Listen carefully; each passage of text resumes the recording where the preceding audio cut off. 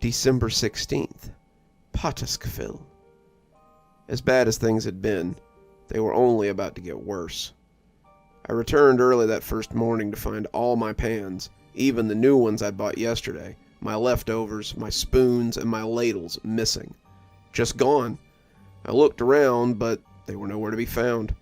Not only that, but there's frozen lamb missing from my freezer, and the coffee creamer in the refrigerator has been drunk and left empty for me to find. Left with a bloody handprint on the side of it. Davin was asleep, blinking groggily at me as I reminded him of the cell phone call. He said he had thought afterwards that it might have been a dream, and after the sun came up, he'd fallen back asleep. He had locked the door to keep Grendel inside, and he guessed to keep the things in the kitchen out. But he said again that he had thought it was a dream until I had said something about it. When I came in, the cat was sitting by the door, looking at me as though he were extremely disappointed in me for letting Davin lock him up like this. Davin was getting ready for the day as I let Grendel out, and I decided that some breakfast might be nice after the night I'd had. He came out as I was trying to cook eggs in a pot, something that wasn't going very well, and I told him to wait a few minutes and I'd send him off with a hot breakfast. "I'll be fine.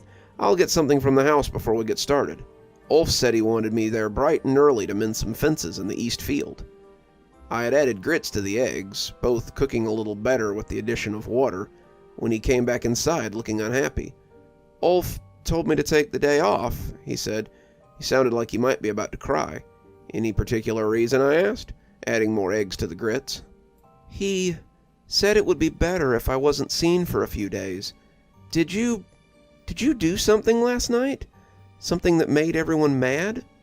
I told him to sit as I went to get another bowl. This was going to take some explaining. I told him what I'd seen in the cowshed, the lambs and the sheep that had gone missing, and the anger that I felt at having my house violated by these Yule lads. They had never done this before.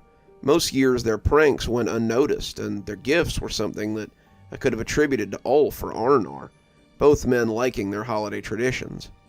I had never really believed in the lads, no more than I'd believed in the damn Yule cat, but now that I'd seen them, it was hard to deny. I told Davin all this, told him how I felt powerless after letting them take Gertrude's sheep and hurt Arnar's cows. I told him how I had decided to do something about it and gotten Ulf to bring me his father's rifle. I told him how I had shot the Yule lad and how Arnar had become so wroth with me. After that, Davin seemed to understand. We spent the rest of the day talking and trying to figure out what we would do. Davin thought maybe we could set some traps and catch them if they came tonight. I wasn't so sure that they could be caught, and thought I might rather barricade us in one of the bedrooms and try to hold out for the night. It was just stuff, after all, and I could always replace it if they stole it. I knew I had done something wrong, knew I had meddled in things beyond my understanding, but still didn't like things coming into my house and taking my stuff. When I heard the knock at the door around dinner time, I wasn't exactly sure what to expect. Certainly not Sigrun with plates of food and a piteous smile. "I figured you might have little to cook on by now, so I brought you something to raise your spirits." I took the plates, smiling thankfully. "Does Arnar know you're here?" She snorted. "Of course. It was his idea as much as mine. He knows why you did what you did. But boy, you know how foolish it is to set yourself against Fae." "What else could I do? They've never done anything like this before. A few sheep here and there, or some food or milk, but they've never been this active. This cannot stand. I made this place my home, and I don't like to see it mistreated. Do yourself a favor tonight, please, and lock yourself in. Ignore them. Let the lads have their mischief, and maybe they'll be content to leave after that. Promise me," she said, pleading as the plates sent up steam into the snowy air.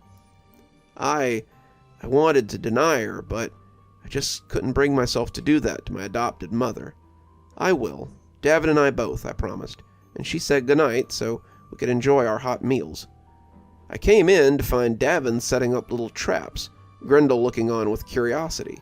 His traps were very McAllister-esque, and I was a little bit impressed. He had rigged up a fairly impressive tripwire, something I nearly found by accident, and was talking softly to Grendel about the toy cars he'd set up when I came back. He looked a little embarrassed when he saw me, and he perked up when I told him it looked good. It isn't much, but maybe we can set up some other things too. Things to fall on them and things to hit them in the head. Maybe something to make them leave. Did Dad ever teach you how to make a rabbit snare? Maybe if we catch them, but I cut him off. Sorry, kiddo, but I think we'll be bunkering down tonight. Davin looked crestfallen. But why? Didn't you say you wanted to run them off? That was before I talked to Sigrun. She said it's best to just let them have their fun and leave again. He looked unhappy about this, but when I put a hand on his shoulder, he looked up at me with a little more confidence. Worry not, kiddo. Perhaps if we let them have their fun, they'll just leave us alone after that. If nothing else, it can only go on for a few more nights. Once we survive the holidays, we'll know better next year, and hope they don't hold a grudge. He nodded and then buried me in a hug suddenly, his little arms squeezing tightly. Thanks for taking me in, big brother. I know you didn't have to, but I'm glad you did. I hugged him back, honestly glad to have him here. I had never felt anything but love from Arnar and my adopted family, and I'd hoped to be able to share some of that with my little brother. I had wished often over the years that I could bring him here and let him know how it felt to be part of a family. We hadn't known much about family ties after Dad died, and I was glad to have him here with me. I'm glad I did too, kiddo. Now let's eat before dinner gets cold. I showed him the plates I had balanced in my other hand. We ate hastily, but as the sun set, both of us began to migrate to the bedroom. I made a pallet on the floor, offering him my bed as the cat jumped up to take his rightful place. Davin didn't want to take it, told me he could sleep on the floor, but I told him I doubted I'd be sleeping much tonight anyway.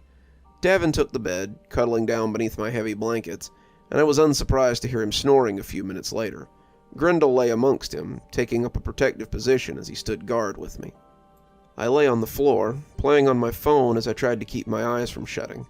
I must have lost out at some point because I woke up to the loudest ruckus of my life. I woke up suddenly to hear a loud crash coming from the kitchen.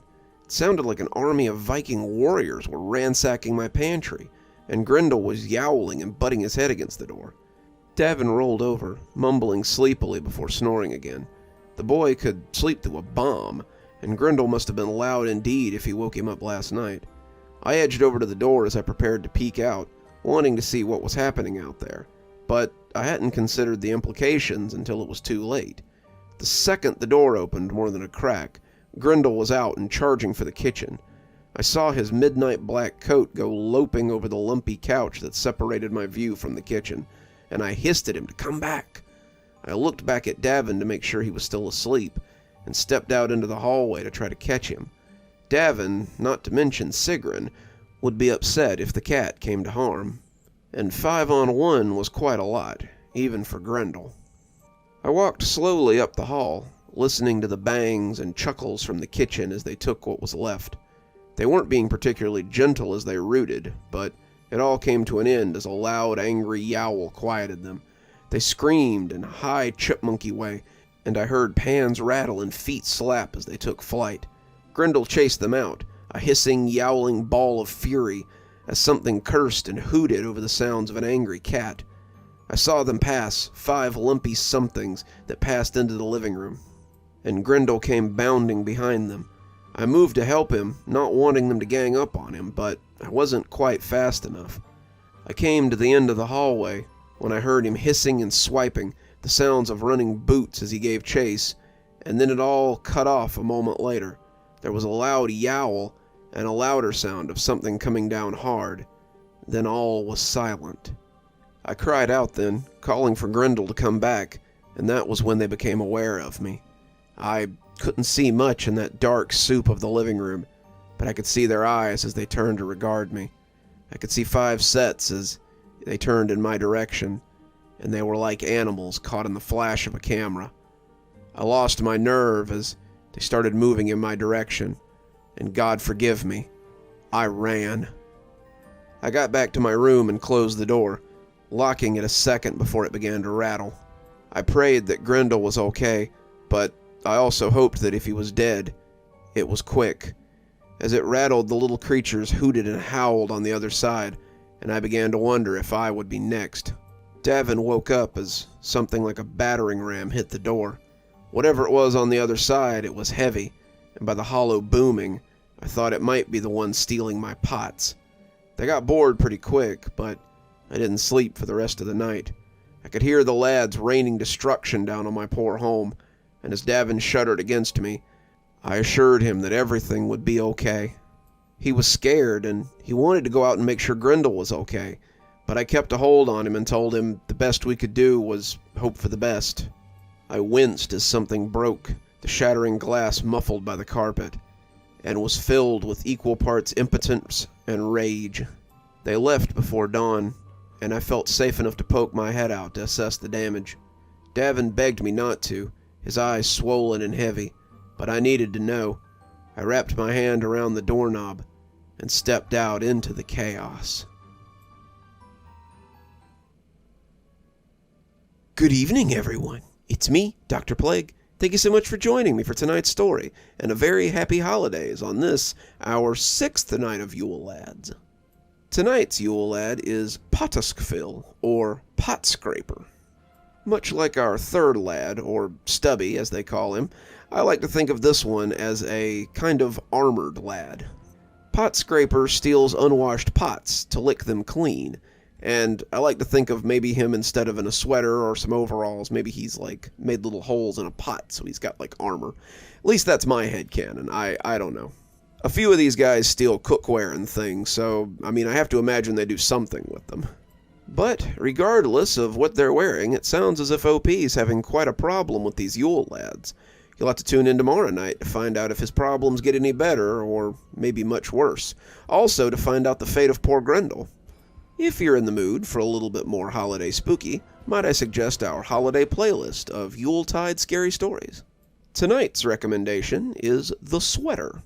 Maybe you've been a kid before, you've been in a dark room and you've seen a sweater laid over a chair or a bookcase or something, and just the way it looks makes you feel a little bit creepy. Well, this story pretty adequately explains why one boy's fears are not so unfounded.